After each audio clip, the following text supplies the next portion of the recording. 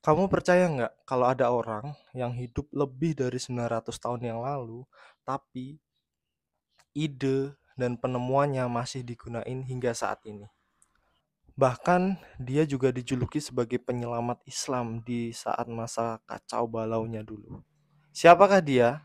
Dia bernama Imam Al-Ghazali. Tapi ini bukan cerita tentang dia menjadi seorang ulama besar, melainkan cerita tentang dia yang juga pernah mengalami krisis keimanan.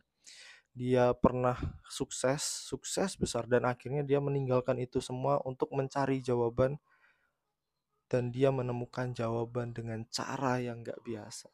Simak video ini sampai selesai, dan kalau kamu suka tentang konten seperti ini, jangan lupa subscribe. Yang lebih gila lagi, karya-karyanya nggak cuma digunain di pesantren maupun universitas-universitas Islam, melainkan digunain juga oleh filsuf-filsuf barat. Gimana ceritanya? Simak sampai selesai. Siapakah Al-Ghazali? Dari kampung, kota kecil di Persia, hingga mencapai dunia. Bayangin ini, ada seorang anak kecil di kota kecil bernama Tus, Persia, tahun 1058 Masehi. Namanya Muhammad, tapi dunia mengenalnya dengan Imam Al-Ghazali. Ayahnya nggak kaya, tapi punya satu impian. Anak-anaknya harus jadi orang yang cinta akan ilmu. Singkat cerita, saat ayahnya meninggal, seorang anak kecil ini dititipin kepada seorang ulama agar dia bisa sekolah. Tapi nggak main-main, ternyata anak ini punya otak yang pinter banget. Otaknya encer banget, dia belajar apapun gampang ngerti, dan dia belajar sekolah di Jurjan, Nisapur, sampai akhirnya jadi guru besar di Baghdad. Bayangin, kayak Harvard atau Oxfordnya zaman dulu. Singkat cerita, dia menjadi guru besar di sekolah itu, dan di usia 33 tahun, dia mencapai titik kesuksesannya yang ngebuat banyak orang iri sama dia. Semua orang pengen belajar sama dia. Cuman tahu nggak, di puncak kesuksesan yang dimana banyak orang iri sama dia, Al-Ghazali merasa dirinya kosong. Dia merasa apa yang dia dapat nggak ada artinya. Dia nggak nikmatin semua itu, semua pencapaiannya, semua karyanya, semua apa yang dianggap orang sesuatu yang sangat luar biasa. Dia nganggap semua itu nothing, kosong semuanya. Dia bertanya pada dirinya sendiri, ini semua buat apa? Buat apa ini semua? Hingga akhirnya dia pilih meninggalkan jabatannya, ninggalin harta kekayaannya untuk menghilang agar tidak diketahui oleh siapapun. Gimana? Berani nggak kamu ketika kamu udah mencapai puncak karir dan ninggalin itu semua? Akhirnya dia menjadi seorang sufi pengembara. Dia mencari jawaban atas kekosongan, atas krisis hidupnya ini. Kamu pernah nggak ngerasain kayak gitu? Kalau kamu pernah, aku kasih spoiler bahwa seorang imam besar Al-Ghazali pun pernah mengalami hal itu. Karya-karya Al-Ghazali yang mengguncang dunia. Kamu tahu nggak, kalau Al-Ghazali cuma berhenti di krisis itu doang, kita nggak akan mengenal namanya hingga saat ini. Cuman dari krisis itu dia banyak belajar dan akhirnya menciptakan karya-karya yang membuat dirinya bangkit. Bahkan dunia Islam dan juga dunia Barat melek. Ini dia beberapa karya legendarisnya, dan kita bahas satu persatu. Yang pertama ada Ihya Ulumuddin, menghidupkan ilmu-ilmu agama. Mungkin ini salah satu karya yang cukup terkenal.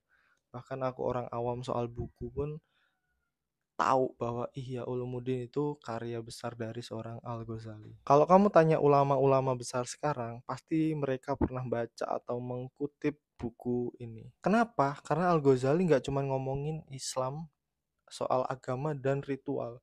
Cuman dia ngomongin dari sisi spiritual juga. Semisal dia ngomongin ketika sholat itu tuh bukan cuma masalah gerakan doang, cuman masalah sampai dari hati. Jadi kayak kenapa kamu harus sholat? Kenapa kamu harus puasa? Kenapa kamu harus ngebantu orang? Itu yang dia bahas. bukan tata cara sholat, udah kita sholat doang. Gerakan-gerakannya kayak gitu, baca-bacanya itu juga. Dia nggak cuman berhenti di situ, cuman dia lebih dalam lagi. Kenapa harus sholat? Kenapa harus puasa? Kenapa harus ngebantu orang? Buku ini udah kayak panduan hidup buat nggak cuman jadi Islam di luar, Islam KTP, cuman juga Islam dari dalam. Kalau aku saranin, kalau kamu pengen baca karya dari Al-Ghazali, mending kamu baca buku ini, Ihya Ulumuddin. Karya keduanya bernama Tahafut al-Falasifah. Itu tentang kerancuan para filsuf. Ku kasih tahu ya, buku ini tuh bikin heboh banget waktu itu. Kenapa? Karena Al-Ghazali menyerang para filsuf-filsuf Islam seperti Ibnu Sina yang terlalu ngefans sama filsafat Yunani. Dia bilang gini, akal itu penting, cuman jangan sampai akal itu lebih tinggi dari wahyu.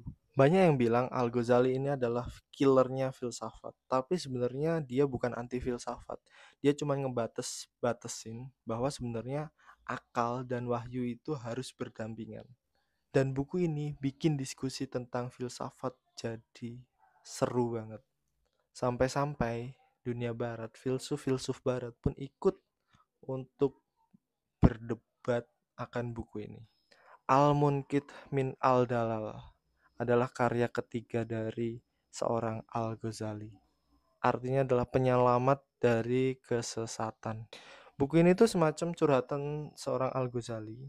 Ini tentang dia saat dia ngalamin krisis, dia mempertanyakan semuanya, bahkan dia mempertanyakan agamanya sendiri. Tapi dari krisis ini, dia akhirnya menemukan suatu kebenaran yang hakiki, yaitu antara hubungan manusia dengan Allah Subhanahu wa taala lewat tasawuf. Buku ini cocok buat kamu yang lagi di masa quarter life crisis atau lagi nyari arti hidup. Mending kamu coba baca buku ini, cari dulu bukunya, baca buku ini dan kamu akan nemuin sesuatu di situ. Kalau kamu suka nasihat yang simple tapi ngena, kamu pasti suka buku ini. Buku ini berisi tentang nasihat-nasihat kepada murid-muridnya, tapi sebenarnya itu juga bisa ngena ke semua orang. Salah satu contoh yang kuambil ya, ilmu itu ibarat pedang. Kalau kamu nggak bisa cara menggunakannya, itu hanya akan menyakiti dirimu sendiri. Gimana? Coba kamu pikirin lagi, coba kamu bayangin lagi, dalam nggak sih sebenarnya arti dari sedikit penggalan isi buku ini? Pengaruh yang masih hidup sampai sekarang.